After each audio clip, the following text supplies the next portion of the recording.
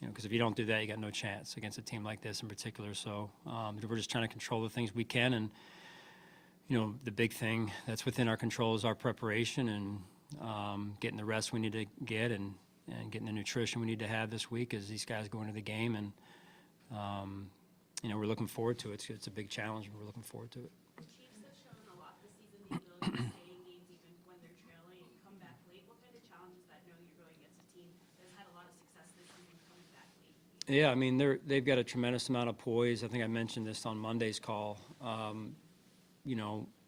Tremendous amount of poise, composure. They've been, to where many teams are trying to get to multiple times now. So I'm sure that's where some of the composure and poise comes from. And then this year with winning the ways that they've been able to win, coming from behind, having a lead and then opening up the lead. So they've won just about every way you could win. John, their run defense has been outstanding all year. Can you pinpoint exactly what's happening, why teams can't run against the Chiefs? They do a lot. Coach Spags does a great job along with their defensive staff. I know quite a few of those guys, and they do such a great job. They've certainly got good personnel, and they create a lot of chaos around the line of scrimmage by some of the things that they do. And then obviously Chris Jones is a big force up front for what they're trying to get done. Sean, I know you coaches and players don't take it for granted when a field goal or extra point happens.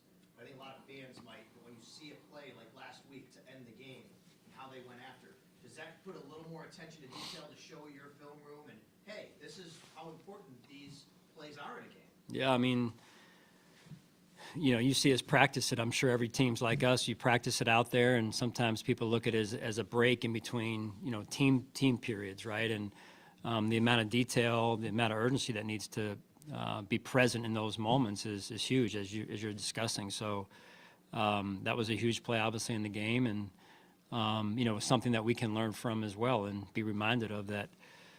If you don't take it seriously, you're not urgent, you're not focused on being where your feet are on a Wednesday afternoon, it'll show up on, I'm not saying that's the reason for them, but I'm just saying overall, even fundamentals, making sure we're doing things right fundamentally in practice, because it carries over to the game.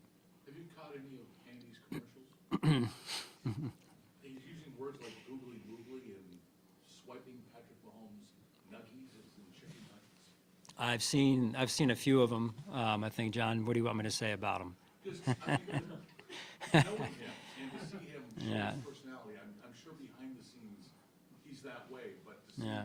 for him to show his personality publicly like that, what do you make of it, having known him? Well, for so long, I think people, the public, the outside public, only saw one side of him, to your point, where when you work with him like I did for 12-plus years, you get a chance to see the real personality, as you mentioned. So I think it's good to see after all the years and the success that he's had, have the success that he's had, number one, because he's worked extremely hard to get there. And he's made a lot of sacrifices, just like we all have. But, it's fun to see his true personality come out for the whole public to see. And on a more, just as a follow-up, on a more serious note, after all the time you've gotten to know Andy after all these years, what's it like to be in the position of knowing that one of your mentors has kind of stood in your way of achieving an ultimate goal over these, while you've been here in Buffalo? Yeah, I mean, he's a great coach. He'll be a Hall of Fame coach. He already is, really, even though he's not retired yet. But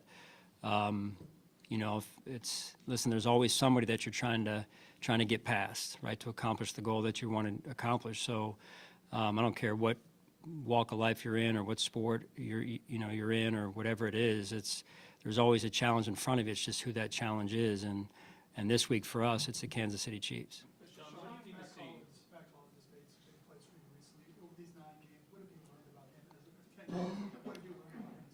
Yeah, good player. I mean, whatever his role, whatever he's asked to do, Mac embraces it and gives it his all, which I have a ton of respect for and admiration for. It's you don't see that all the time, right? Whether he's the first wide receiver, X wide receiver, special teams, you name it, he's going to put everything he's got into it. So again, the the amount of appreciation, the amount of respect that I have, that his teammates have for him, is because of that's how he handles his business every day. And that consistency, as we talk about consistency, is develops